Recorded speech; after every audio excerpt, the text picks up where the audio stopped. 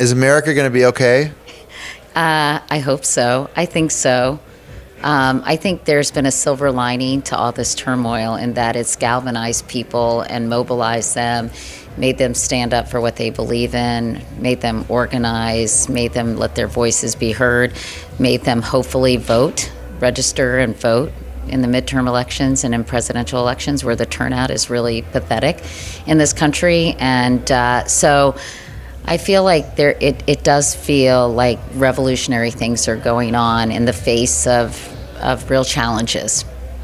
Tell me about your new show and how that will kind of investigate that. Well, I mean, it's taking a look at some of these hot button issues that I think are extremely polarizing and divisive and that people have very strong opinions about, but not necessarily with portfolio. They may not understand the situation. They may not really know the facts.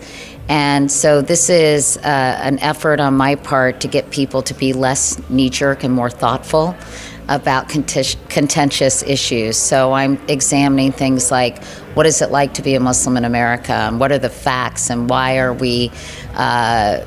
do we hold so many stereotypes when it comes to Muslim Americans? I'm talking about the age of outrage and safe spaces and trigger warnings, microaggressions, cultural appropriation, relatively new terminology for a way that I think in many cases are resulting in a generational divide over these issues. Gender inequality in Hollywood and Silicon Valley, which I started long before the Me Too movement.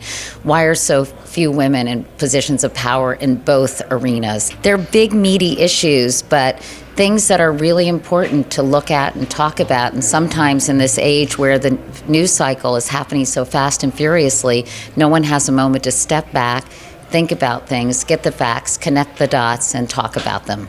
We've seen the same tools that we use as journalists to disseminate information be hijacked in a way for disinformation and misinformation.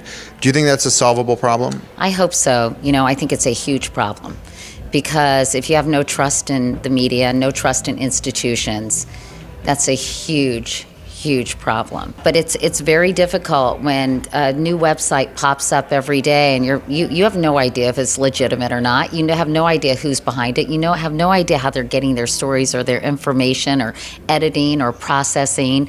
So I think some of these legacy brands are actually going to endure because as there's a proliferation of media brands, I think some of the tried and true ones that really stand for quality are going to stand out. And then I think places like Facebook and Google are going to have to wrestle with how can they help contribute to making sure that quality content is elevated and available and accessible, and that it reaches consumers in a real way.